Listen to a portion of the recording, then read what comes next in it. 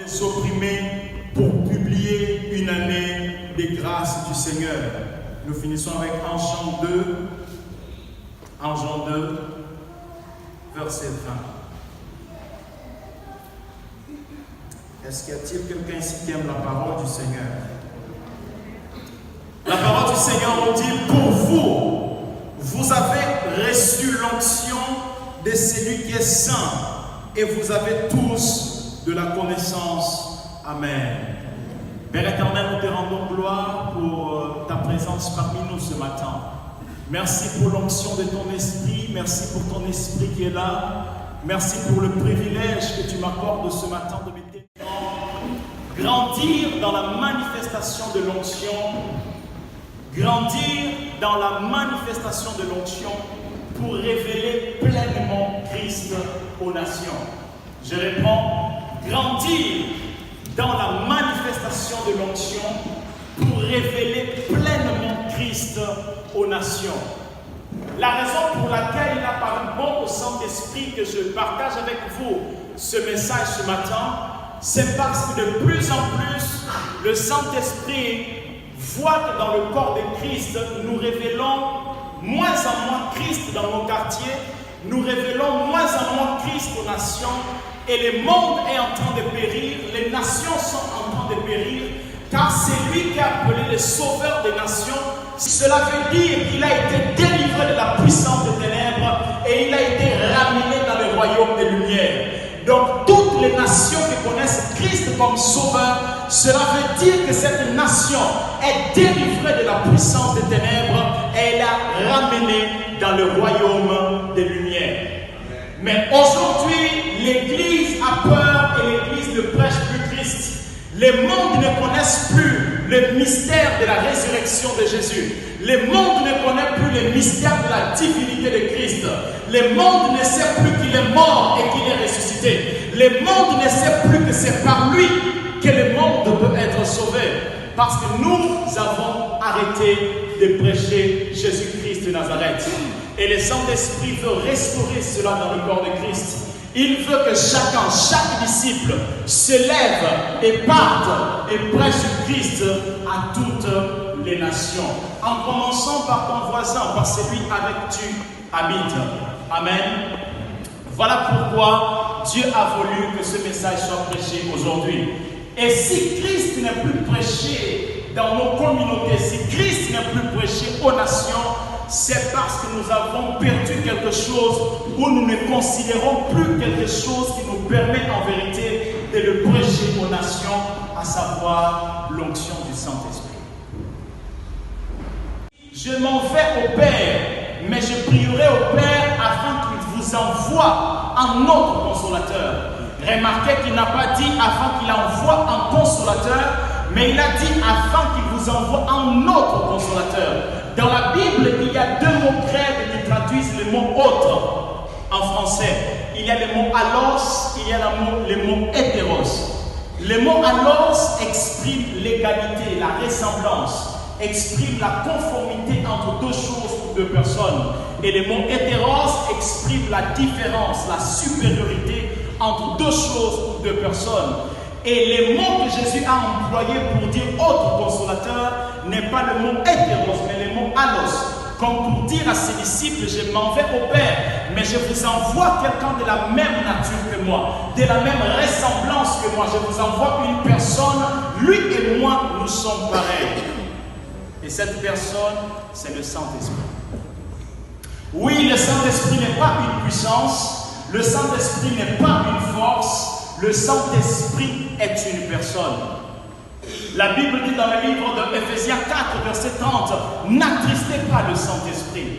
Nous ne pouvons pas attrister une force ou une puissance, mais nous attristons une personne.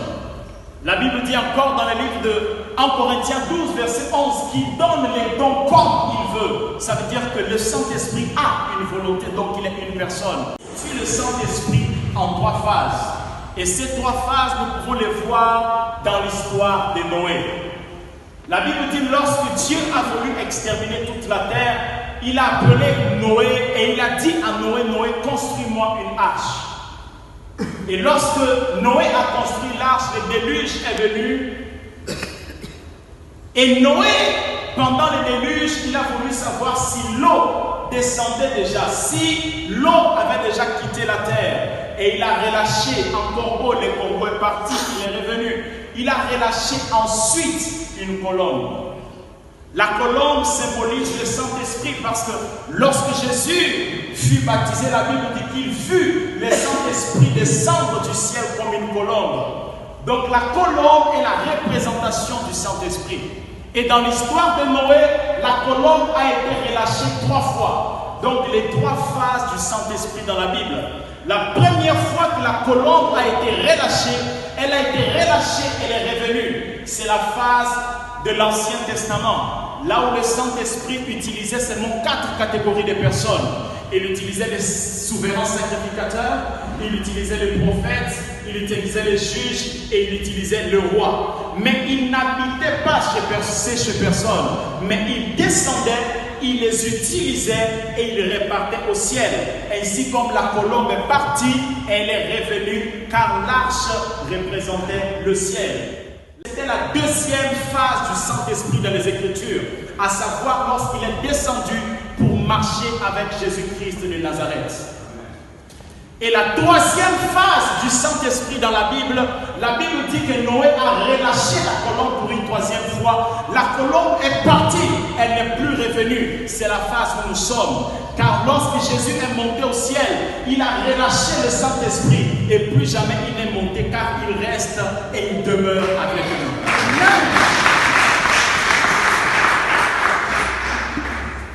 Et dans cette 3e phase du Saint-Esprit, il accomplit 2 ministères dans le monde.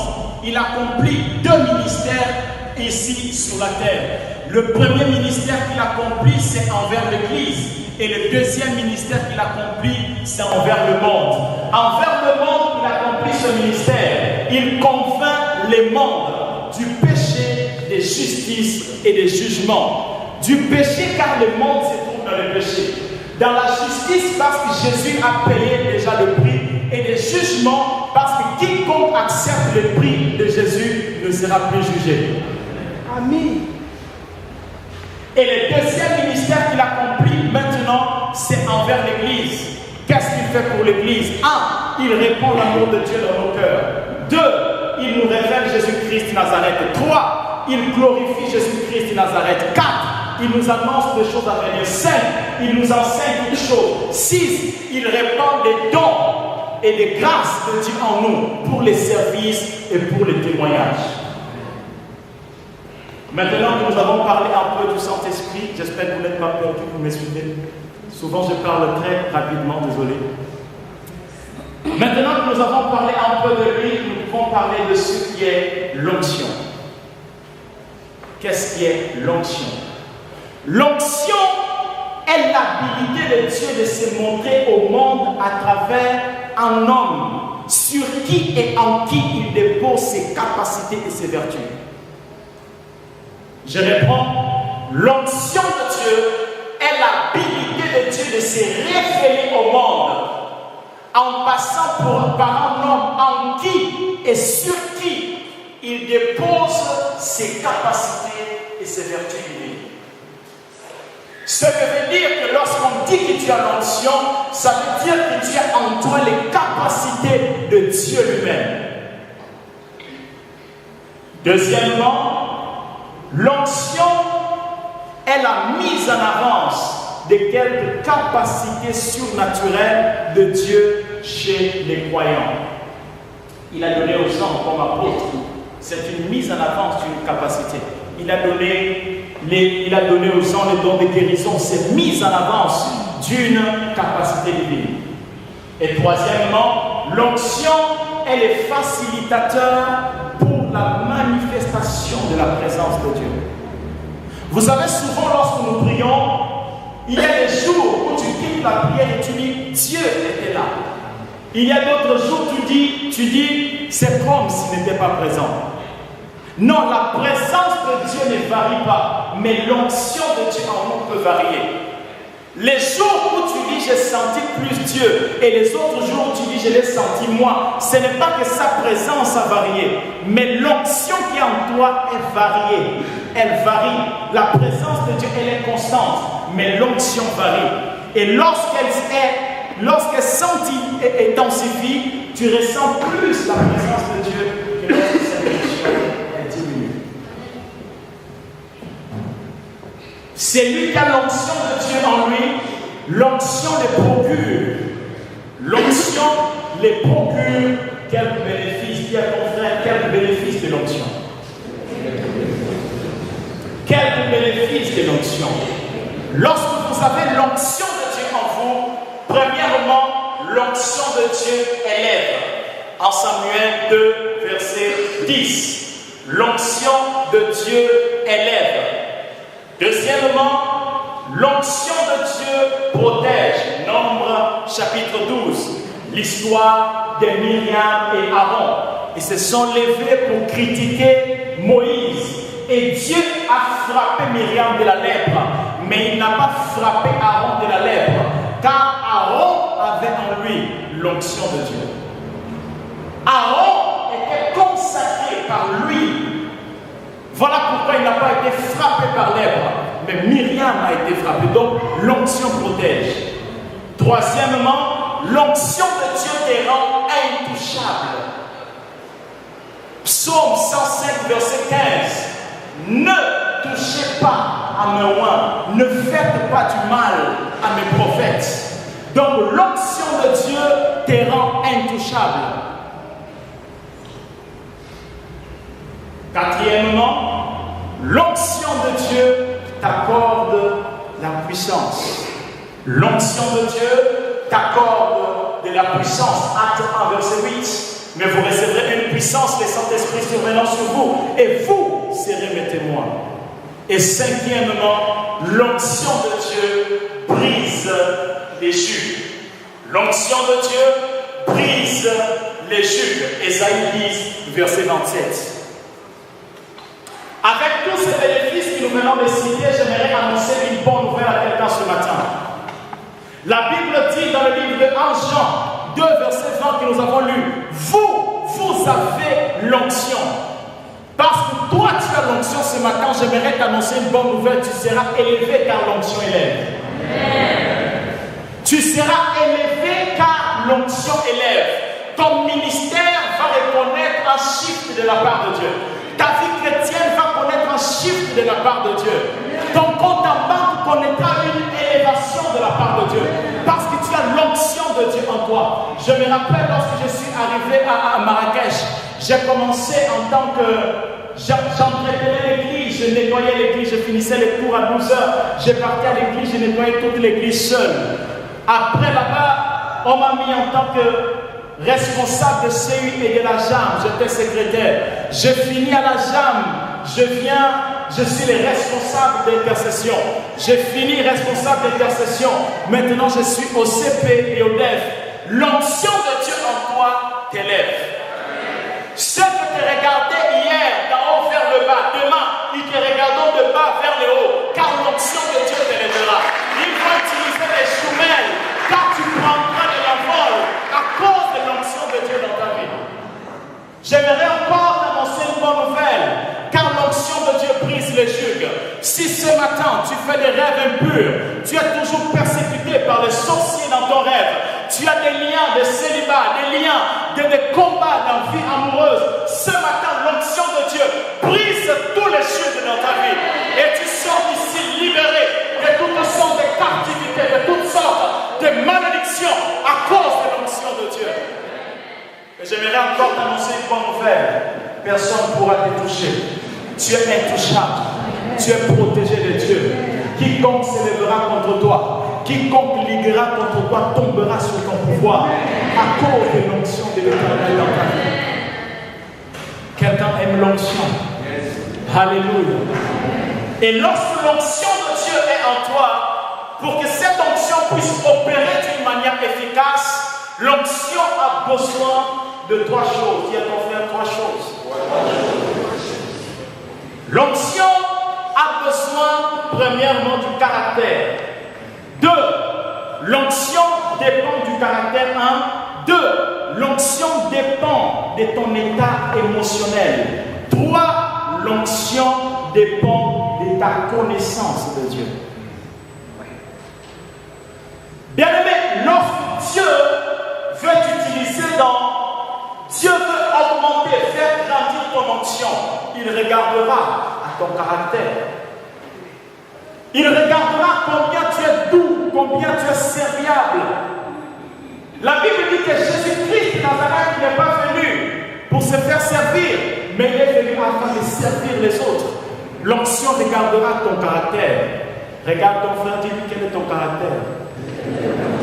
S'il ne te sourit pas, regarde un autre. À gauche, à droite, dis-lui quel est ton caractère. As-tu un bon caractère? L'onction a besoin de caractère. Des personnes qui servent Dieu, mais ils sont durs. Ils ne sont jamais disponibles. Ils se croient les patrons des autres. L'onction a besoin de ton caractère. L'onction dépend également de ton état émotionnel. Quelqu'un qui veut opérer dans l'onction, il ne doit pas permettre que l'inquiétude envahisse son cœur. Il ne doit pas permettre que les soucis envahissent son cœur. Chaque fois que l'inquiétude et les soucis seront dans son cœur, son onction sera corrompue. Elle ne pourra pas se manifester dans toute son efficacité. Et l'onction dépend de ta connaissance de Dieu. Si tu crois que Dieu ne peut guérir les malades par un processus de 15-10 jours, l'onction va guérir les malades dans un processus de 15-10 jours.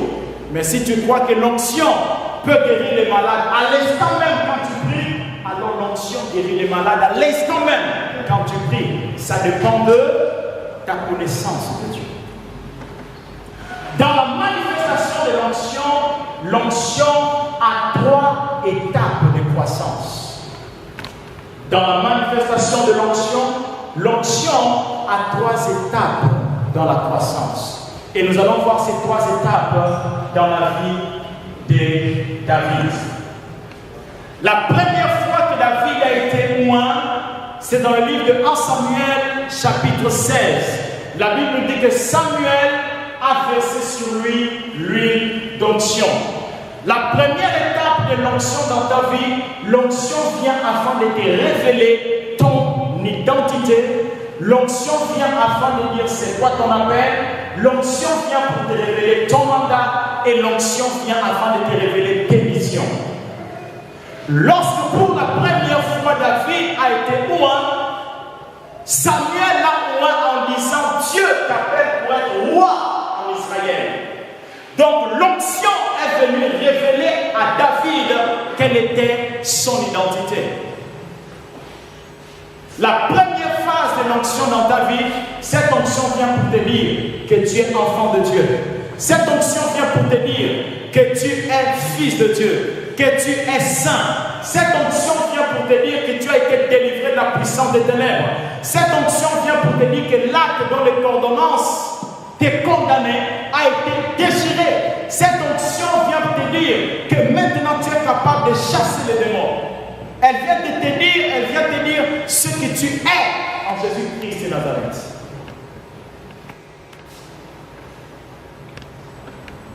Cette onction vient pour te dire que maintenant, tu ne dois plus marcher selon les œuvres de la chair, mais selon les œuvres de l'esprit. Cette onction vient pour te dire abandonne le péché, abandonne la fornication, le commérage, la médisance, abandonne la haine, la colère. L'onction vient pour te dire cela. Elle vient pour te dire abandonne la masturbation, abandonne la pornographie. Elle vient pour te dire qui tu es en Christ. Elle vient pour te dire que sur ta tête tu dois toujours avoir lui et ton manteau doit être toujours blanc devant Dieu. En toi et en Dieu, il doit avoir la sainteté. L'onction vient pour te dire qui tu es. L'onction vient deuxièmement te révéler c'est quoi ton appel. Bien aimé, tu ne pourras jamais progresser dans la vie chrétienne tant que tu ne découvres pas c'est quoi ton appel.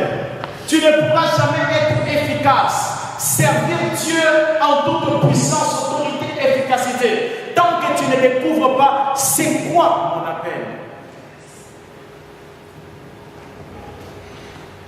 Mais aussi, aujourd'hui à l'église, il y a un groupe de personnes qui ne connaissent pas son appel. Il y a un autre qui connaissent leur appel. Connaître l'appel, c'est bien, mais il faudra encore connaître le mandat de ton appel. Et il faudra encore connaître les missions de ton appel.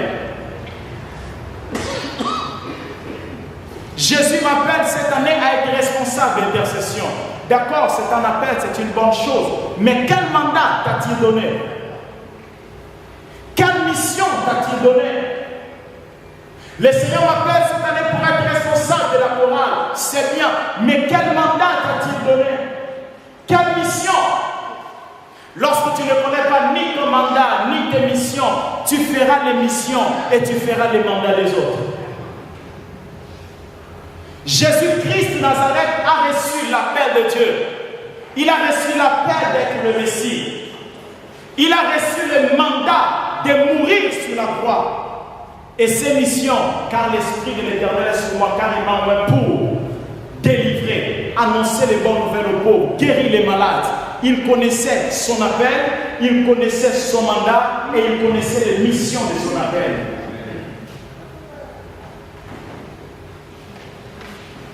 Ce qui fait qu'aujourd'hui nous échouons en tant que serviteurs, c'est parce que nous sommes arrêtés au niveau de l'appel. L'appel de Dieu, on découvre cela dans la présence de Dieu, il n'y a pas de secret. Tu n'aimes pas la présence de Dieu, tu ne peux pas découvrir quel est l'appel de Dieu qui est dans ta vie. Mais j'aimerais quand même vous donner quelques astuces pour connaître ton appel. Première astuce, ce que nous employons le mot astuce comme une manière de dire je vous donne un moyen de découvrir, une aide. La première chose, c'est que ce que tu désires chez les autres, ce que tu apprécies chez les autres, ce que tu cherches chez les autres, ce que t'attire chez les autres, tu as ça en toi.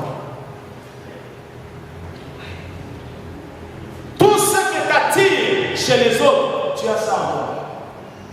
Jésus, lorsqu'il était sur la croix, il a voulu l'eau et il a demandé qu'on lui donne l'eau. Mais lorsqu'on a percé les côtes, l'eau est sortie. Ce qu'il demandait, il avait ça en lui. Non, vous n'avez pas compris, alors je donne un autre exemple. Adam, il était en Éden. Il a regardé tous les animaux et il cherchait une bien-aimée. Il a cherché de partout. Mais ce qu'il cherchait ailleurs était à l'intérieur de lui.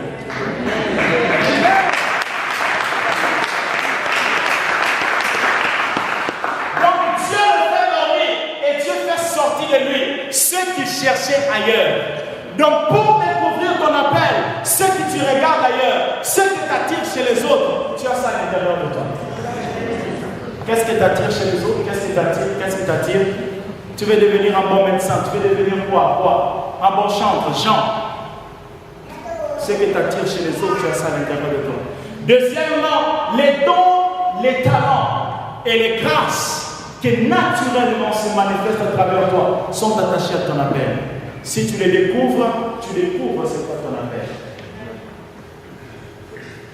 Quand tu découvres ton appel, cherche à connaître le mandat de ton appel. Le mandat veut dire le fardeau qui continuellement brûlera dans ton cœur. Il est impossible de faire l'œuvre de Dieu sans avoir un fardeau qui brûle continuellement dans notre cœur. Vous savez pourquoi aujourd'hui dans l'église, de moins en moins les chrétiens prient? Parce que nous n'avons plus de fardeau. La Bible dit, venez à moi vous tous qui êtes chargés et fatigués et je vous donnerai du repos. Donc, ne peut que venir dans la présence de Dieu que celui qui est chargé et fatigué. Si tu n'es pas chargé ni fatigué, tu ne peux pas venir dans la présence de Dieu. Nous faisons l'œuvre de Dieu aujourd'hui sans avoir en vérité un fardeau. Et le mandat, c'est un fardeau. Ça n'a rien à voir avec la prédication, le fait de chanter, de nettoyer l'église. C'est un fardeau que tu as. Un fardeau. Quel est ton fardeau? As-tu un fardeau pour Dieu? Quelque chose pour lequel tu voulais apporter une solution. quelque chose qui brûle au plus profond de toi, quelque chose qui te pousse à venir dans la présence de Dieu. Dieu, aide-moi, résous ce problème. Les fardeaux viennent te montrer ton incapacité à résoudre ces problèmes, et donc tu dois aller dans la présence de celui par qui toute chose est possible.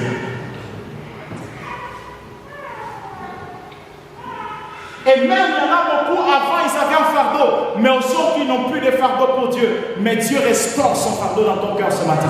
Amen. Dieu t'accorde son fardeau ce matin. Amen. Un fardeau. Voilà pourquoi nous pouvons servir Dieu avec négligence. Lorsque tu n'as pas de fardeau, tu sers Dieu avec négligence.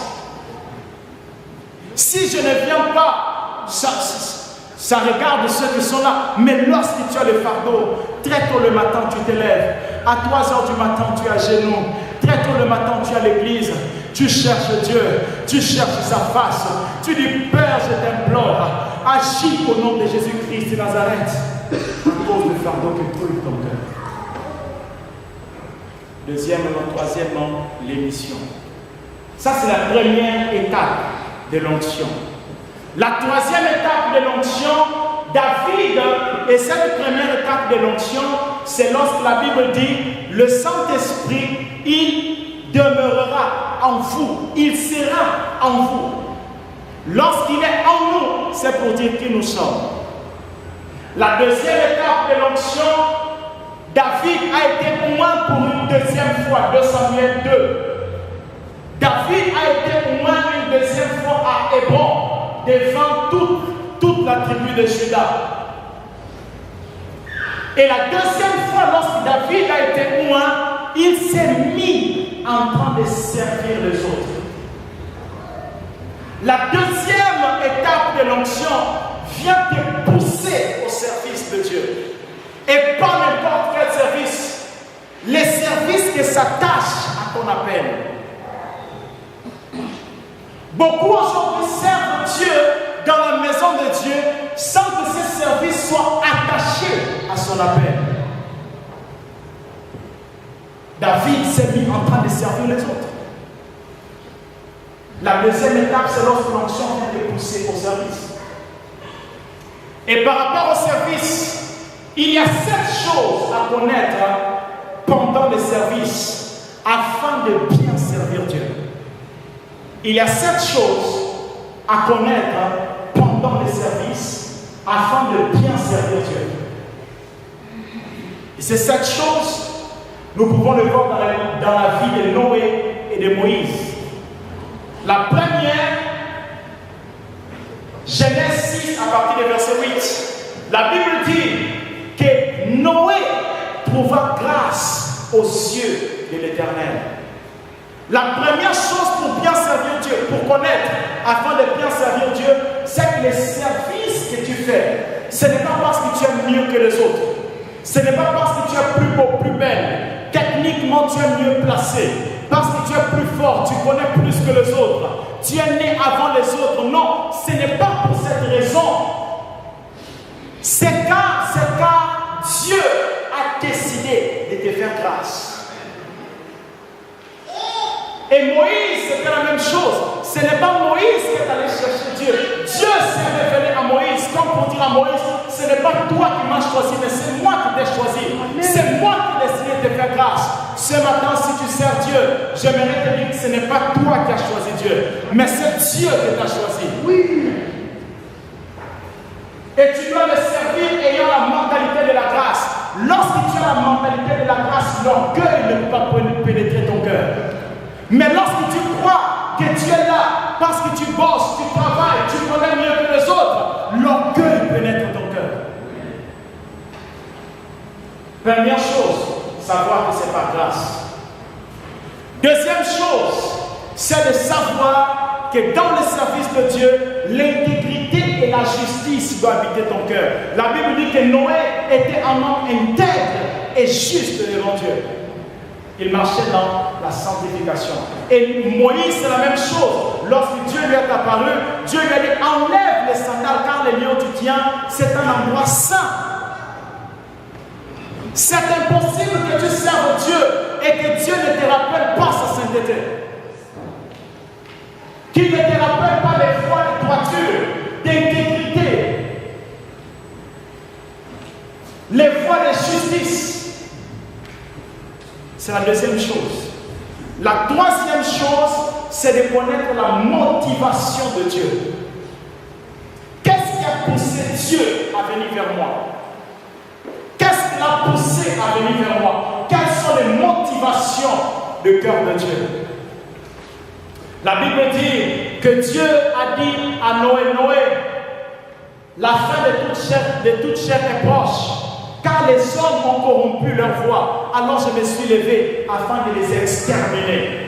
Et pour Moïse, la Bible dit ceci: Moïse, j'ai entendu les cris de mon peuple, j'ai vu leur souffrance. Dieu était en train de dire à Noé et à Moïse quelles sont ses motivations à lui, afin que Noé et Moïse ne puissent pas servir Dieu selon leur motivation. J'ai décidé de rentrer d'un département parce que l'année passée, je n'étais pas responsable et les responsables n'ont pas bien traité. Alors, je décide de devenir responsable pour que je lui montre comment on sert Dieu.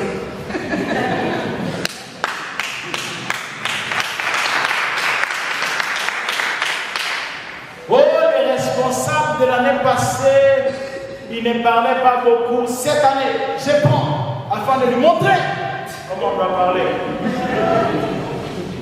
Tu sers Dieu, mais avec tes motivations. Tu dois servir Dieu avec ses motivations à lui. Ce n'est pas ton œuvre, c'est son œuvre à lui. Et tu dois la faire selon les tabernacles qu'il te montre. Selon ses motivations à lui. Est-ce que tu as découvert pourquoi Dieu t'a appelé? Quelles sont ses motivations? Pourquoi toi? Pourquoi toi? Quelles étaient ses motivations? La quatrième chose, certainement, c'est de connaître son appel. La cinquième chose, ce n'est pas parce que Dieu te dit quel est ton appel, ce n'est pas parce que Dieu te dit ce qu'il faut faire, que tu ne viens pas dans la présence de Dieu pour savoir comment faire. La Bible dit que Dieu a dit à Noé, voici comment tu feras l'arche. Et Dieu a dit à Moïse, voici comment tu parleras à Pharaon. Rassemble tous les anciens et va voir Pharaon ensemble. Toute œuvre faite pour Dieu doit avoir les commandes de Dieu. Aujourd'hui, on cherche les commandes sur YouTube. YouTube est devenu nos prédicateurs. YouTube est devenu nos révélateurs. YouTube est devenu nos motivateurs. Ton motivateur, c'est Dieu. Il faut que tu viennes dans sa présence pour découvrir comment tu veux que je fasse ce à quoi tu m'as appelé. Comment tu veux que je fasse. La sixième chose, c'est de chercher à servir Dieu ayant une alliance avec lui. Et ça, c'est quelque chose de très grave. Nous servons Dieu sans une alliance. Tu deviens responsable d'intercession. Et quand j'aime beaucoup l'intercession, voilà pourquoi je parle toujours d'intercession. Je ne sais pas c'est qui les responsables d'intercession. J'aime beaucoup l'intercession. Tu deviens responsable d'intercession. Dès que tu as mis pied dans la responsabilité, tes études commencent à chuter, tes finances commencent à chuter, les problèmes naissent au niveau des parents et tu ne sais pas pourquoi. Tu sers Dieu sans une alliance. Dieu a dit à Moïse, Moïse, j'établirai mon alliance avec toi. Et il a dit à Moïse, il a dit à Noé, j'établirai mon alliance avec toi. Il a dit à Moïse, Moïse, j'étendrai ma main puissante et elle sera avec toi. L'alliance te protège lorsque les dangers viendront dans les services. Il ne faut pas blaguer avec lui. Tu ne peux pas servir Dieu sans avoir une alliance avec lui. Qu'est-ce qu'il t'a dit lorsqu'il t'a appelé à son service? Car lorsque le danger vient, Dieu ne se rappelle pas du fait de t'avoir appelé. Il se rappelle de son alliance avec toi, de ce qu'il t'a dit dans le secret. Ne te lève pas servir Dieu sans avoir une alliance avec lui, bien-aimé. Tu vas recevoir plusieurs coups. Ça sera difficile, tu vas ramer. Parce que tu n'as pas une alliance. Josué n'avait pas une alliance avec Dieu.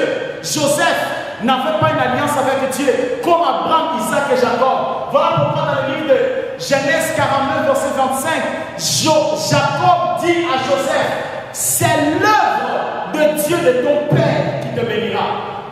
Pourquoi il dit l'œuvre de Dieu de ton Père? Parce que son père Jacob avait une alliance et il devrait servir Dieu sous cette alliance afin que son œuvre soit bénie. Donc quand tu n'as pas une alliance avec Dieu, c'est là maintenant qu'on commence à parler de père spirituel. Tu cherches quelqu'un qui te met sous son alliance, sous sa couverture, afin que tu sois protégé dans l'œuvre. Voilà pourquoi il est important de protéger, de respecter les pères, les pasteurs et les anciens dans l'église. Ils sont là comme la couverture, les manteaux spirituels. L'alliance que Dieu a établie avec eux protège tout le peuple. Voilà pourquoi la Bible dit que par un seul homme, Dieu a protégé tout Israël. Quel était cet homme? Moïse. Pourquoi? Moïse avait une alliance avec son Dieu.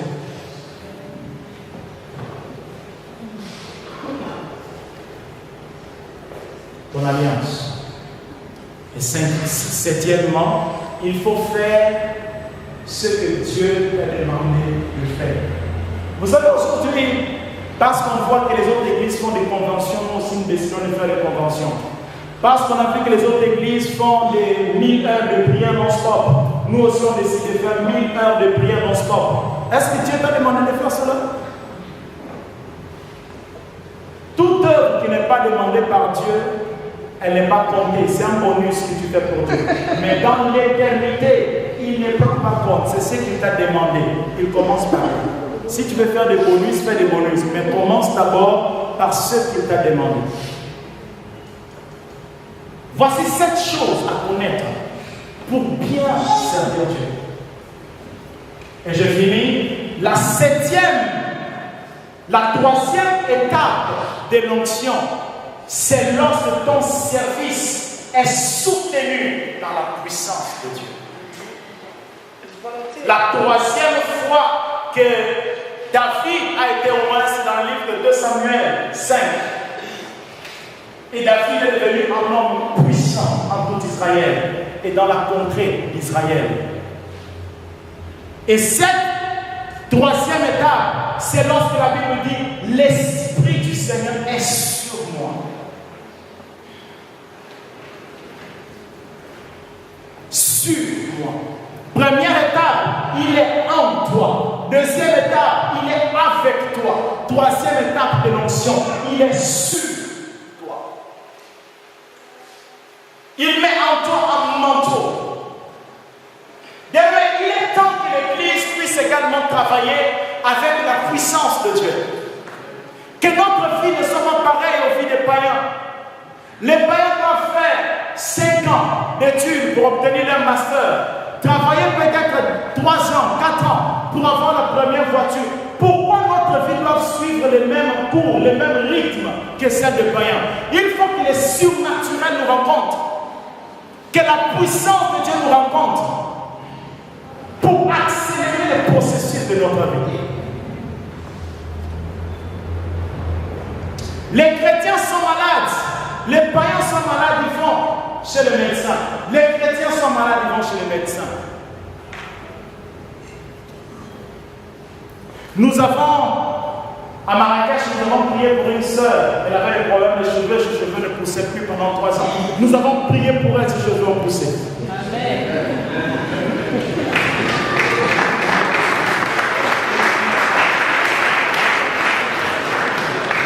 Elle avait honte. Nous avons prié pour elle, ses cheveux ont poussé. Il y avait une autre sœur, elle avait besoin de 16 000 dirhams. C'était un vendredi. Et nous avons prié pour elle vendredi. Lundi, une dame touriste vient chez elle, elle toque. Elle dit, je suis touriste, j'ai pris mon mon hôtel, mais j'ai des difficultés. Est-ce que tu peux m'héberger ici? Elle a dit, il n'y a pas de problème. Elle a hébergé lundi. Mardi, lorsque la touriste se lève pour partir, la touriste laisse un enveloppe à cette sœur. 1500 € dans l'enveloppe.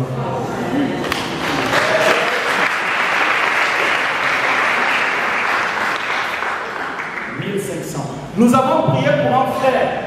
Vendredi, il n'avait pas de finances. Lundi, il ne sait pas ce qui s'est passé. L'argent est venu dans son compte. Il a dit, ça vient d'où? Il ne sait pas. Qui a envoyé? Il ne le sait pas. Nous avons prié pour une sœur qui ne parlait pas en langue. À l'instant, on avait prié, elle a commencé à parler en langue. Les surnaturels, the power of Holy Ghost. La puissance de Dieu qui accompagne dans les services. Que ton service soit soutenu par la puissance de Dieu. Combien de personnes souffrent à l'église? Des stériles. Vous savez, Dieu a trouvé des responsables à l'église. Mais Dieu ne trouve pas de bergers à l'église. Les responsables est celui qui chapeaute. Le berger est celui qui prend soin. À l'église, Dieu ne fait que trouver des responsables. Il est là pour chapeauter, voir comment les choses vont. Mais il ne trouve pas de bergers. Des personnes qui sont capables d'en prendre soin. Lorsqu'ils rentrent à la maison, les brebis dorment peut-être à 3 heures. Mais lui, il se lève. Il est à genoux. Il est en train d'intercéder pour son troupeau. Il est en train d'intercéder pour son département. Dieu cherche les bergers. Et vous savez, dans le livre de Luc 2, dans tout Israël, il avait les bergers. Mais lorsque les anges sont apparus pour annoncer les bergers que Jésus est né, ils sont apparus aux bergers qui gardaient les troupeaux la nuit. Les troupeaux dormaient, mais ils étaient éveillés en train de garder les troupeaux. Dieu ne se révèle pas à tous les bergers. Il se révèle aux bergers qui savent garder les troupeaux la nuit.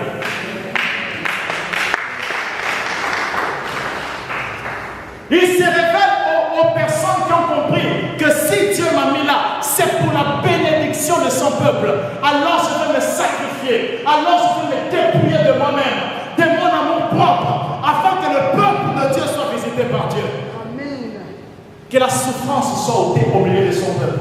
C'est pour cela que Dieu nous établit berger et responsable. Berger dans sa maison, dans sa bergerie. Si tu n'es pas prêt aux souffrances, si tu n'es pas prêt au sacrifice, ne prends pas la bergerie en main. Ce n'est pas un travail facile. On ne joue pas avec les sacerdoces. Les sacerdoces, on ne joue pas avec ça.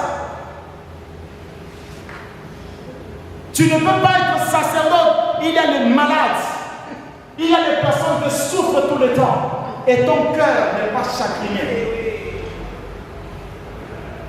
Tu n'as pas compris les sacerdoces. C'est pour cela que Dieu nous a donné les sacerdoces. Manifester la puissance de Dieu, c'est permettre à Dieu de s'introduire dans le quotidien naturel de l'homme par des actions et des événements surnaturels. Et pour manifester cette puissance, il y a deux choses à admettre. La première, c'est que ton Dieu ordonne que tu sois puissant. Psaume 68, 39. Ton Dieu, il ordonne que tu sois puissant. Ainsi comme il t'ordonne d'être saint, il t'ordonne aussi d'être puissant. Voilà pourquoi dans l'Ancien Testament, Dieu disait au peuple d'Israël, mangez l'agneau totalement. Ne laissez aucune partie. C'est qui l'agneau? C'est Jésus. C'est qui Jésus? La parole de Dieu. Aujourd'hui, nous mangeons Jésus en moitié. Nous prenons la sanctification, la bonté de Dieu, la fidélité. Dieu est miséricordieux. Mais nous laissons les côtés, la puissance de Dieu. Ne mangez pas l'agneau à moitié. Ce n'est pas le commandement de Dieu. Le commandement, c'est de manger l'agneau complètement.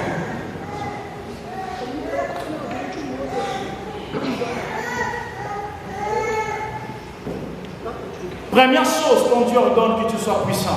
Deuxième chose, tu ne peux que manifester que ce que tu cherches. Si tu ne cherches pas la puissance de Dieu, tu ne peux pas la manifester. Quelque chose que peut nous pousser en tant que chrétiens à chercher la puissance de Dieu. Premièrement, ce que peut nous pousser à rechercher la puissance de Dieu, c'est parce que Dieu veut se révéler au monde comme étant El Shaddai. Genèse 17, le Dieu tout-puissant. Deuxièmement, la puissance de Dieu attire les hommes et fait les hommes croire en lui. Acte 8. Quand tu as la puissance de Dieu, ça attire les hommes et pousse les hommes à croire en lui. Acte 8. Troisièmement, la puissance de Dieu amène la crainte au milieu de son peuple et dans le monde. Acte chapitre 4.